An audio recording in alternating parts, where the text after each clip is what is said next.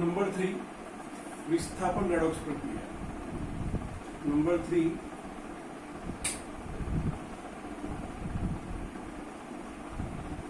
विस्थापन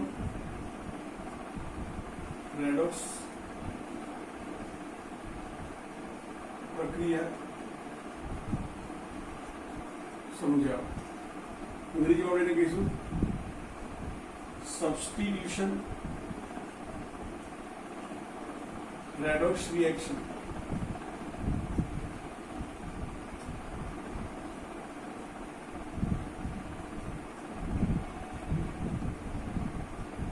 अथवा એને ડિસ્પ્લેસમેન્ટ રેડોક્સ રિએક્શન પણ કહેવાય। શું કહેવાય? શું થાય અંદર જુઓ તો કે ધારો કે મારી પાસે કોઈ પદાર્થ AB છે, AB છે એટલે સંયોજન છે તેમ કહેવાય। સારું, એની સાથે એની અંદર કોઈનું C પ્રક્રિયક ઉમેરું છું, બરાબર છે। એ મુક્ત અવસ્થામાં છે, એકલ પરમાણુ છે, બરાબર। તો એ દૂર થાય અને BC માં ફેરવાય। અથવા મારી પાસે ધારો કે એ પદાર્થ છે મુક્ત અવસ્થામાં અને BC સંયોજન છે, તો એમાંથી AB બને અને C છૂટો પડતો, એટલે કે કોઈ પણ પ્રક્રિયા હોય, પુરોગામી અથવા પ્રતિગામી પ્રક્રિયા, બરાબર છે। તો આ રીતે જે પ્રક્રિયા થતી હોય, બરાબર છે, તો એ વિસ્થાપન પ્રક્રિયા છે તેમ કહેવાય। તો વિસ્થાપન પ્રક્રિયાની વ્યાખ્યા કેવી લખાય તો કે સંયોજન માં રહેલ પરમાણુ તથા મુક્ત અવસ્થામાં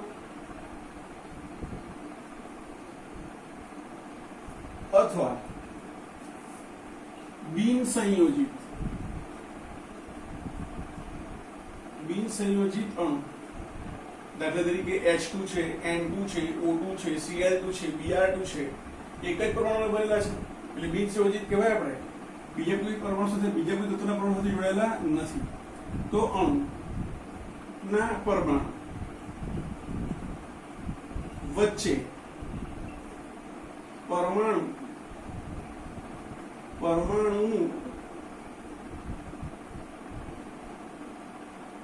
પરમાણુની એક્સચેન્જ અથવા શું લખાય, પરમાણુની હેરફેર થતી હોય, હેરફેર એટલે કે એક્સચેન્જ થતું હોય,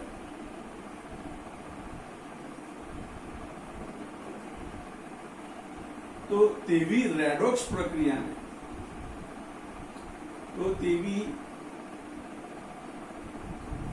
પ્રક્રિયાને આપણે શું કહીશું? વિસ્થાપન રેડોક્સ પ્રક્રિયા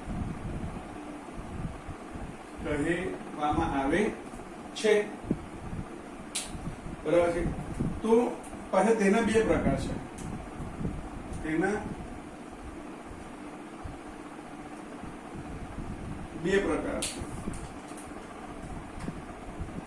નંબર 1 ધાતુ વિસ્થાપન પ્રક્રિયા અને નંબર 2 અધાતુ વિસ્થાપન પ્રક્રિયા।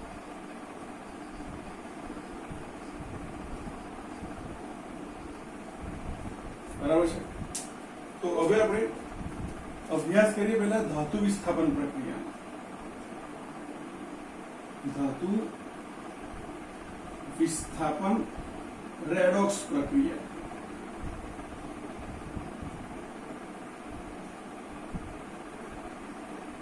અહીંયા વિસ્થાપન દરમિયાન જ્યારે ધાતુ મુક્ત થતી હોય, વિસ્થાપન પ્રક્રિયા દરમિયાન જ્યારે ધાતુ મુક્ત થતી હોય છે તે પ્રક્રિયા શું કહીશું આપણે? ધાતુ વિસ્થાપન પ્રક્રિયા કહીએ છીએ। આપણે શોર્ટમાં લખી દઈએ, બરાબર છે। અહીં ધાતુ મુક્ત થતી હોય છે, શોર્ટમાં લખી દઈએ આપણે। તો એક્ઝામ્પલ લઈએ આપણે હમણાં જ રેડોક્સ પ્રક્રિયા માં જ આપણે સ્પર્ધાત્મક ઇલેક્ટ્રોન વિનિમય પ્રક્રિયાનો અભ્યાસ કરેલો, આપણે પ્રેક્ટિકલી એક્સપેરિમેન્ટ કરેલા. આપણે કયા તો કે આપણે કોપર સલ્ફેટના દ્રાવણમાં લોખંડની ખીલી ડુબાડીને આપણે પ્રયોગ કરેલો. બરાબર. એ જ રીતે કોપર સલ્ફેટમાં ઝીંકનો સળિયો ઉમેરી તો પણ પ્રક્રિયા થાય છે. તો અહીંયા ધારો કે મારી પાસે કોપર સલ્ફેટ છે, તો કોપર સલ્ફેટનું જલીય દ્રાવણ છે, એમાં હું ધાતુ તરીકે એની અંદર ધારો કે હું ઝીંક ધાતુ લઉં છું, તો પ્રક્રિયા થાય છે. પ્રક્રિયા થઈને કોપરને સ્થાને ઝીંક જોડી જાય છે, એટલે ઝીંક સલ્ફેટ બની જાય છે અને કોપર છૂટું પડે છે. આપણે બીજું એક્સપેરિમેન્ટ પણ જુઓ તો મેં તમને બીકરમાં એક્સપેરિમેન્ટ કરીને બતાવ્યો કે કોપર સલ્ફેટના દ્રાવણમાં લોખંડની ખીલી મૂકીએ છીએ ત્યારે લોખંડની ખીલીનો FeSO4 માં ફેરવાય છે અને કોપર ઘન સ્વરૂપમાં ફેરવાય છે, એટલે કે FeSO4 બને છે અને કોપર મુક્ત થાય છે. તે જ પ્રકારે આપણે જોયું હતું કે સપોઝ AgNO3 ના દ્રાવણમાં તમે જ્યારે કોપરને ઉમેરો છો તો અહીંયા કોપર છે એ કોપર નાઇટ્રાઇટમાં ફેરવાય છે અને Ag મુક્ત થાય છે. બરાબર છે. તો અહીંયા તમે જુઓ તો દરેક જગ્યાએ ધાતુ મુક્ત થાય છે, એટલે આ પ્રક્રિયાને ધાતુ વિસ્થાપન પ્રક્રિયા દરમિયાન રેડોક્સ પ્રક્રિયા થાય છે. જોઈએ કેવી રીતે. તો કે અહીંયા સલ્ફેટ છે તો સલ્ફેટનો ઓક્સિજન કેટલો થાય? -2 થાય. કોપરનો +2. અહીંયા સલ્ફરનો અલગથી શોધવાની જરૂર નથી. Cu + S + 4 times oxygen. કેમ?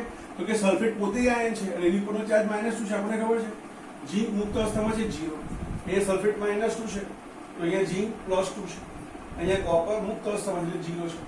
તો અહીંયા દરેકમાં અહીંયા એવું થશે +2 -2 0 +2 -2 0. અહીંયા Ag +1 NO3 આખું -1 થાય. Cu 0 છે, અહીંયા Cu +2 છે, અહીંયા NO3 પોતે આખું -1 છે, અહીંયા Ag 0 છે. તો હવે જો અહીંયા +2 થી કોપર 0 માં ફેરવાય છે, એટલે કે ઓક્સિજનમાં 2 થી 0 ઘટાડો થયો અને અહીંયા ઝીંક 0 છે, અહીંયા +2 એટલે કે ઓક્સિજનમાં 0 થી +2 વધારો થયો, એટલે ઓક્સિજન રિડક્શન પ્રક્રિયા. તો બધી ધાતુ વિસ્થાપન રેડોક્સ પ્રક્રિયા છે. બરાબર છે. આ પ્રક્રિયાનો ઉપયોગ સામાન્ય રીતે ધાતુના નિષ્કર્ષણમાં કરવામાં આવે છે. બરાબર છે. આ પ્રક્રિયાનો ઉપયોગ ધાતુ નિષ્કર્ષણમાં એટલે કે ધાતુ મેળવવા માટે કરવામાં આવે છે. ધાતુ નિષ્કર્ષણમાં કરવામાં આવે છે. મિત્રો 12મા ધોરણની અંદર તમે 10મા પણ ભણી ગયા છો, તો કોઈ પણ ધાતુની ખનિજ અથવા કાચી ધાતુમાંથી ધાતુ મેળવવાની પદ્ધતિને ધાતુ કર્મ વિધિ કહે છે.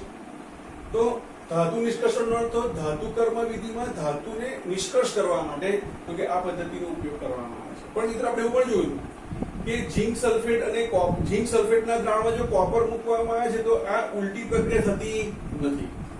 CuSO4 માં ઝીંક ઉમેરતા Cu ઉત્પન્ન થાય છે, પણ ઝીંક સલ્ફેટના દ્રાવણમાં કોપર ઉમેરે છે તો આ પ્રક્રિયા થતી નથી. માટે મિત્રો યાદ રાખો, ચાહે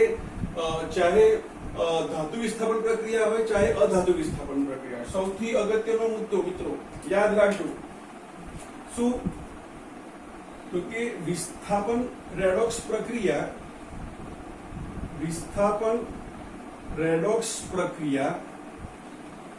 હંમેશા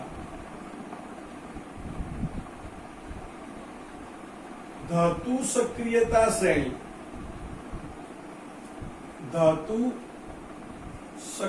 શ્રેણી બરાબર છે. એનું બીજું નામ શું છે? અધાતુ સાથે આપણે એને શું કહીએ છીએ? વિદ્યુત રાસાયણિક શ્રેણી પર આધાર રાખે છે. ધાતુ સક્રિયતા શ્રેણી આપણે ભણી ગયા આ ચેપ્ટરમાં. વિદ્યુત રાસાયણિક શ્રેણી આપણે આ ચેપ્ટરનો થોડો આગળ અભ્યાસ કરી, થોડો ઘણો, અને બાકીનો અભ્યાસ આપણે 12મા ધોરણની અંદર ચેપ્ટર 3 ઇલેક્ટ્રોકેમિસ્ટ્રીમાં કરીશું. તો તમે અહીંયા જુઓ, ધાતુ સક્રિયતા શ્રેણીની અંદર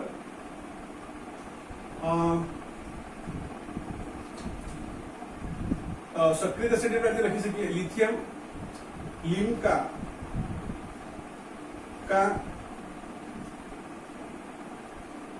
सोडा मागे एल्यूमिनियम,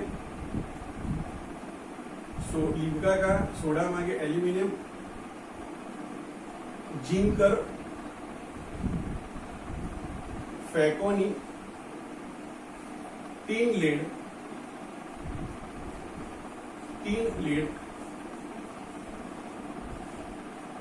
हाइड्रोजन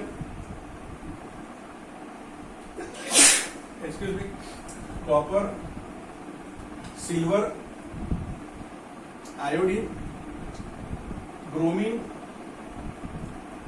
क्लोरीन અને ફ્લોરીન બરાબર છે।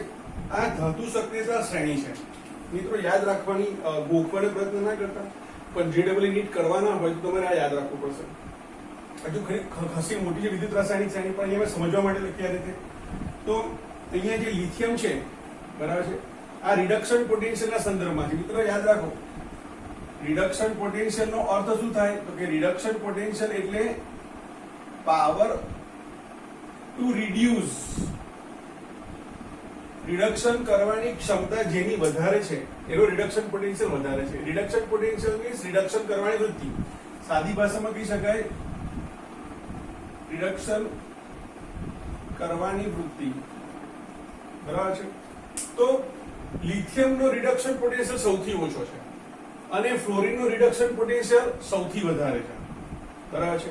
તો યાદ રાખો મિત્રો કે જેનો રિડક્શન પોટેન્શિયલ સૌથી વધારે હોય, જેનો રિડક્શન પોટેન્શિયલ વધારે હોય તે પ્રબળ ઓક્સિડેશન કરતા છે તેમ કહેવાય, અને જેનો રિડક્શન પોટેન્શિયલ ઓછો તે પ્રબળ રિડક્શન કરતા છે તેમ કહેવાય।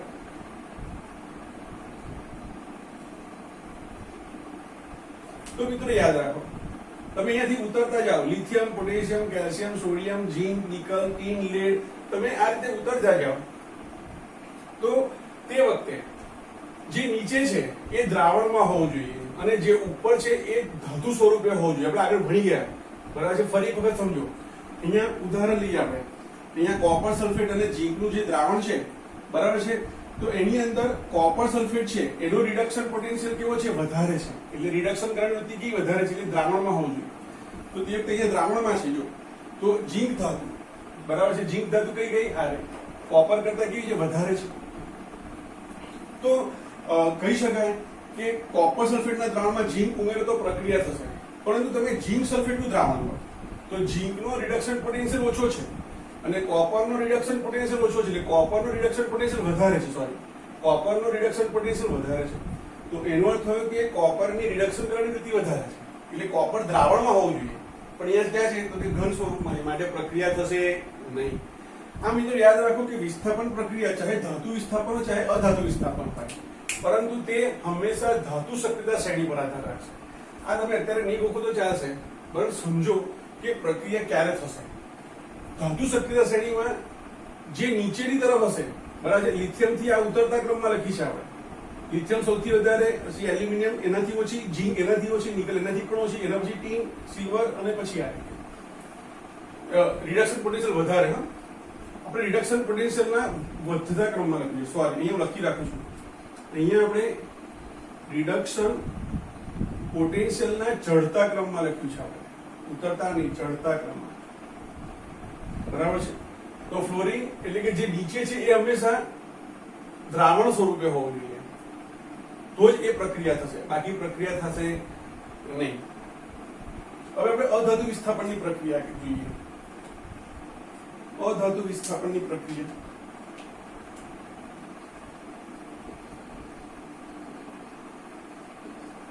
અધાતુ વિસ્થાપન રેડોક્સ પ્રક્રિયા મિત્રો પ્રક્રિયા દરમિયાન અધાતુ મુક્ત થતી હોય છે। અહીંયા આપણે લખી શકીએ કે પ્રક્રિયા દરમિયાન અધાતુ મુક્ત થાય છે।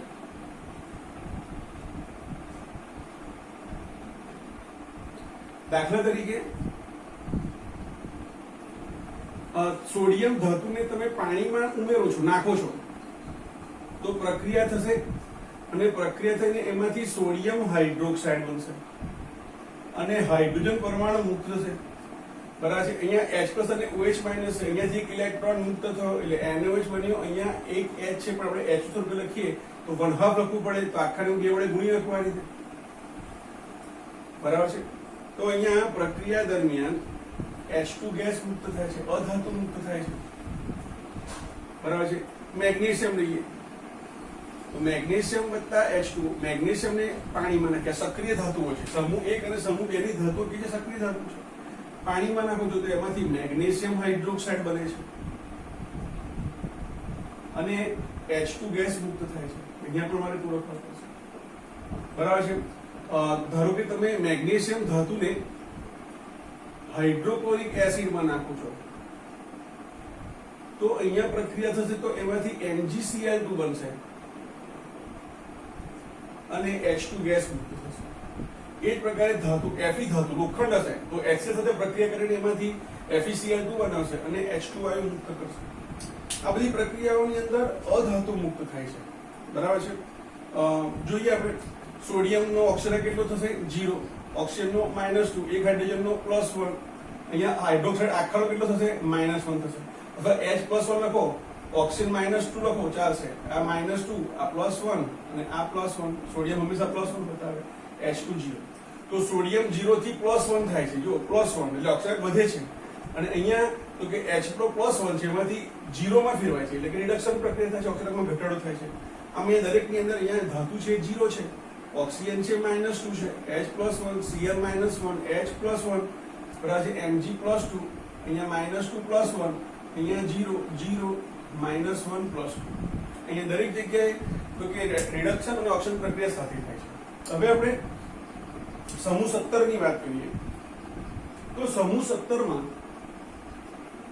સમૂહ 17 જેને આપણે શું નામ આપીએ છીએ હેલોજન સમૂહ તરીકે ઓળખીએ છીએ. હેલોજન સમૂહની અંદર તો કે કોણ કોણ આવે? ફ્લોરિન, ક્લોરિન, બ્રોમિન અને આયોડિન આવે. હવે ધ્યાન આપો, અહીંયા ફ્લોરિનની રિડક્શન કરવાની વૃત્તિ સૌથી વધારે છે એટલે કે ઓક્સિજન કરતાનો સૌથી વધારે પાવર કોની પાસે છે? ફ્લોરિનનો છે. એટલે કે ફ્લોરિનની રિડક્શન પામવાની વૃત્તિ સૌથી વધારે છે. એના પછી ક્લોરિન, એના પછી બ્રોમિન અને પછી આયોડિન. બરાબર છે. તો શું કહે છે? ફ્લોરિન એ પ્રબળ ઓક્સિડેશન કરતા છે, એ બીજાનું તરત ઓક્સિડેશન કરે છે. તો શું થાય? તો કે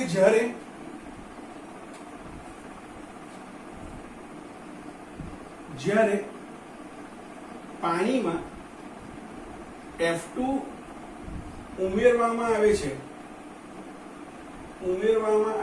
ત્યારે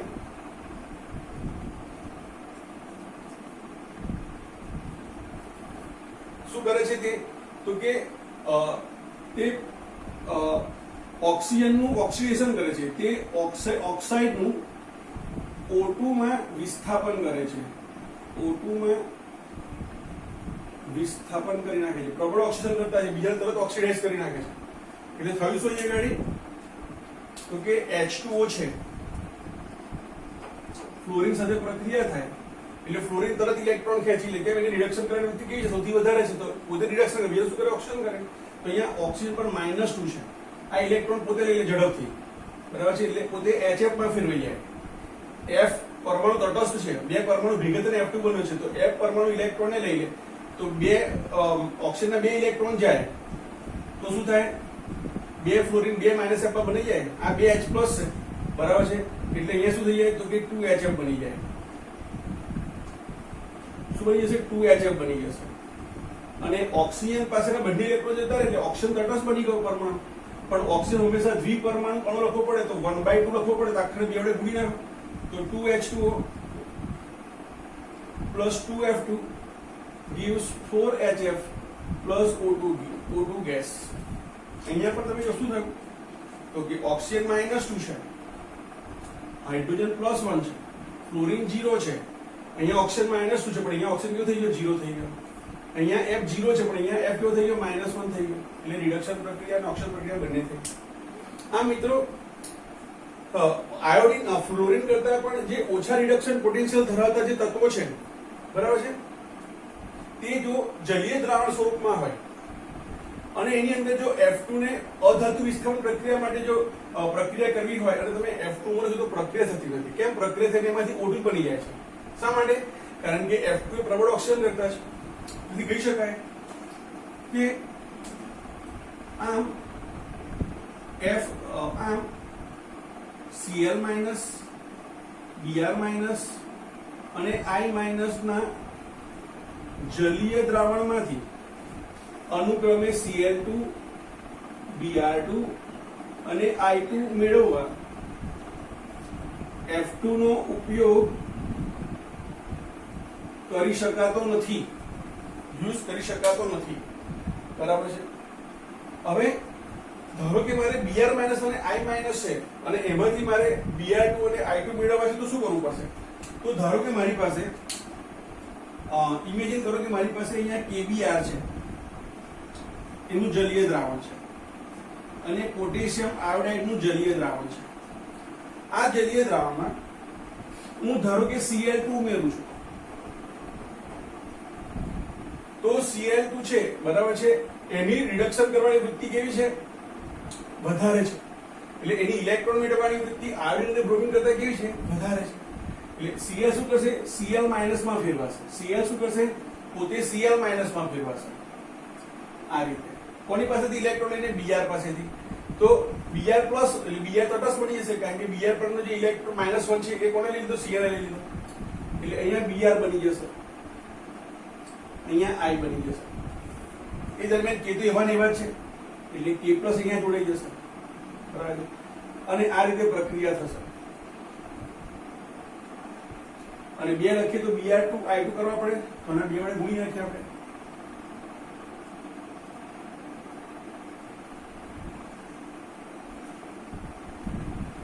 અહીંયા KCl જ આવશે ને. બરાબર છે. આ રીતે પ્રક્રિયા થઈ. તો આ રીતે ક્લોરીન કરતા ઓછી રિડક્શન પોટેન્શિયલના મૂલ્ય ધરાવતા જ્યારે તત્વો આયન સ્વરૂપમાં હોય અને એના જલીય દ્રાવણમાંથી આપણે તેને મેળવવા હોય તો તેનાથી વધારે બરાબર ઓક્સિજન કરતા ધરાવતો Cl2 પ્રક્રિયા થાય છે. ટૂંકમાં મિત્રો એવું યાદ રાખો કે વિસ્થાપન પ્રક્રિયા છે એ ધાતુ સક્રિયતા શ્રેણી પર આધાર રાખશે. એનાથી ઉલટી પ્રક્રિયા થશે નહીં.